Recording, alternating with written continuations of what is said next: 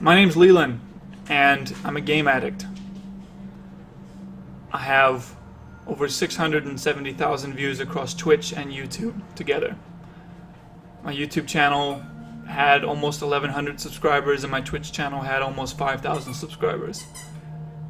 But I've decided that this is not the way I want to live my life. But I just want you guys to realize that I'm making this video series as not only a way to hold myself accountable as a human being, but also to maybe inspire other people to seize life and to take advantage of it.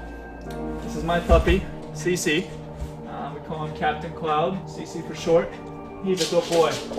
And I'm sure he, more than anyone, will be thankful for me to stop playing video games, because he's going to get a lot more attention and exercise now. He's 6 months old and I love him. The first video of this series won't be that impressive, but I'm going to make a new series. I'm going to restart my YouTube channel, and I'm going to try to become a life YouTuber rather than a gaming YouTuber. I got to change my personality online, and I got to work for it, and I think this is the best way to make that happen. So what am I going to do with all the free time that not playing video games opens up? Well, in 2 days, I start my first semester of college. I grew up without running water till I was 17. Didn't have a lot of options when I graduated high school, against all the statistics that said I wouldn't.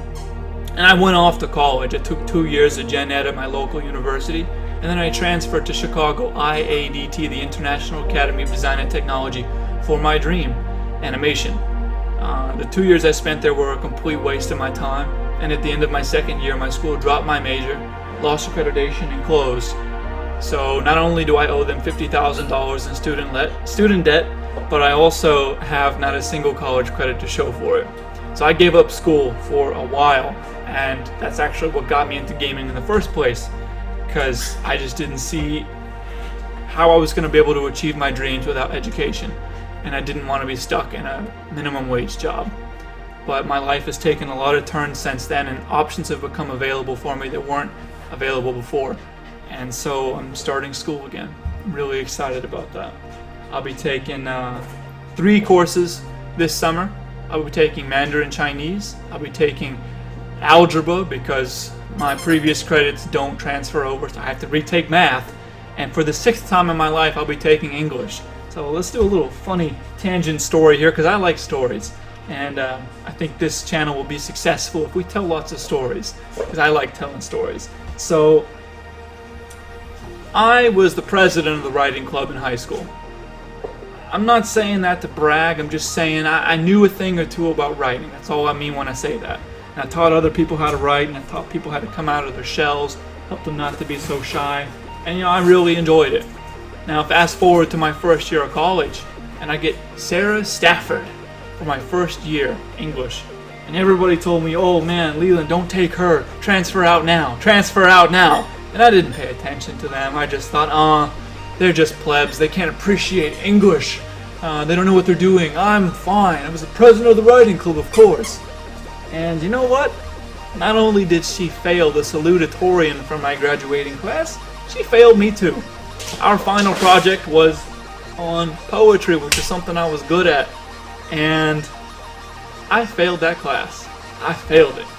And so I thought, wow, I must be really bad at English. I guess there's lots for me to learn. Nope!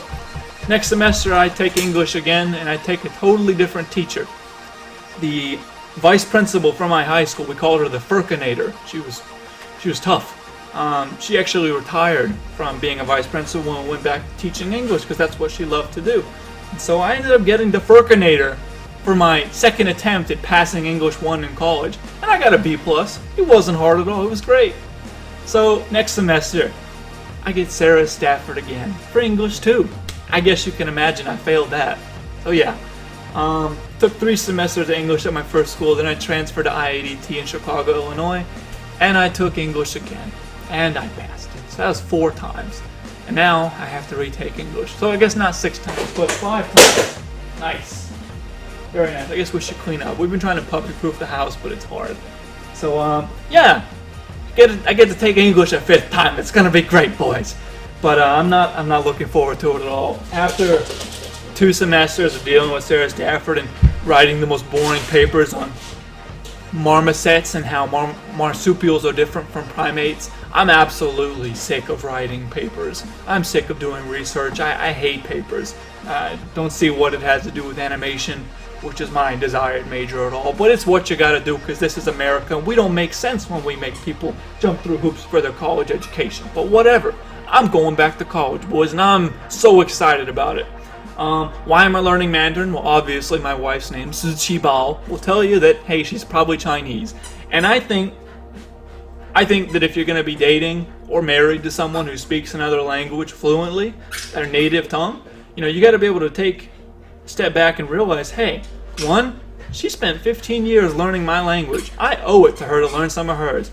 And two, no matter how well she speaks English, there's always going to be something that won't translate over from Chinese to English. So, if I want to be able to know her fully and appreciate every aspect of my lovely wife, then I have to learn Mandarin Chinese. Not only for her and our communication and our relationship, but also for her family.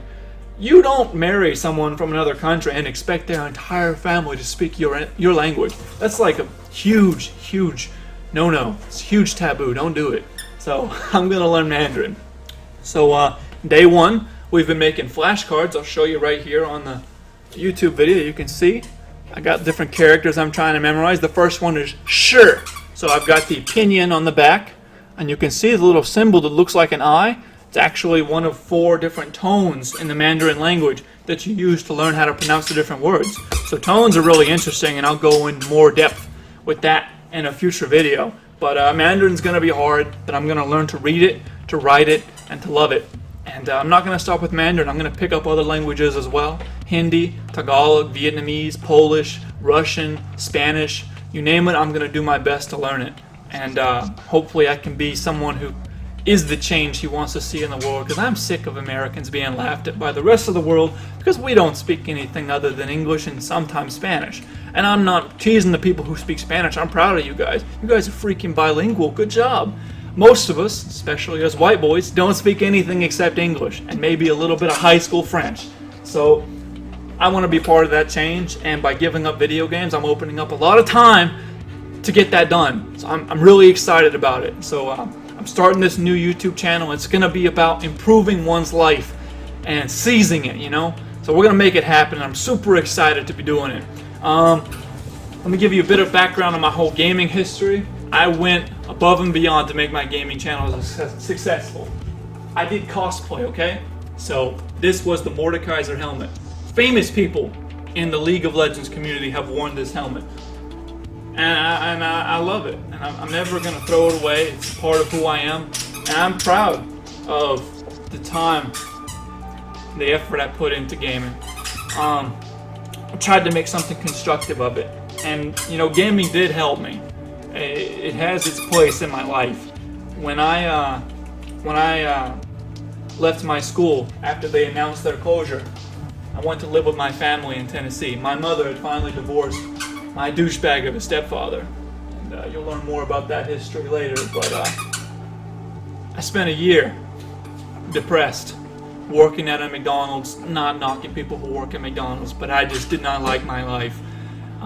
Wasn't shaving, wasn't showering, could barely muster the energy to even go to work because I was just trying to supply a little bit of rent money and just live, just exist, because I didn't know what I wanted to do with my life anymore. And my little sister got caught selling marijuana to the landlord's son. And I'm not knocking people who choose to partake in marijuana, but it's not for me. I've never enjoyed that pastime. But anyways, it's illegal in the state we were living in, so we got evicted. Well, my mother found a place to stay pretty quickly with an now ex-boyfriend. Then he was not an ex-boyfriend. And my little sister could use the spare room, but poor old Leland had nowhere else to go. So I had a month to figure out what I was going to do with my life after spending a year out of school. And I used a short 15-second animation, my story, and a lot of friends and fans I had built up over a game called League of Legends. And I raised $2,000 in a month. And I made my way to California. A Marine friend of mine, I won't use his name of course, he let me use his apartment for 6 months while he was stationed in Okinawa. And I used those 6 months to establish myself here in California. And I guess that really began my whole gaming journey. And I just thought I could make it work. But when you get bottlenecked like I did, you know, you're not getting what you put into it anymore. And with the demonetization from YouTube, I just didn't have the motivation to do it anymore. I couldn't get the views that YouTube required me to have to get paid for my videos. It just wasn't working out. And at some point in your life, you got to draw a line and say, hey, what's most important? And for most people, that's usually when they go to college. But for me, I didn't get to play video games ever in my entire life until I got out on my own. It just wasn't the type of life I had at home. So I guess I did it. I went through that phase in my life finally where I play video games and I realized what's important in life, and now I'm going to start pursuing that more actively. So going back to college, I'm going to eventually try to go back for animation. Right now I'm just getting some gen eds out of the way so that I can maybe transfer to USD. I'm going to learn a second language, and I'm going to try to learn other languages as well. I'm going to spend more time with CC, give him all the love and attention he deserves. And I'm going to start a new YouTube channel, and I'm giving up Twitch. I'm giving up my other YouTube channel, and we're going to try to seize life, guys. So this is part 1. Oh, there's one other thing I wanted to do. So real quick, I'll be right back. Be right back. This is a metric scale. It weighs you in kilograms. So, you know, I'm not wearing heavy clothing. So let's just weigh ourselves, okay? Because I'm going to start going to the gym and being active with my life. So, we weigh 163.3 kilograms, guys. So, 163.3. We're going to try to gain weight. I want to be 200 pounds. So 163 kilograms, I'm about 180 pounds right now. I need to gain 20 pounds of muscle. And I want to turn my body fat into muscle. I want to be fit for the first time in my life. I'm 27 years old. I'll be 28 at the end of this year. I don't want to be 30 and look like this.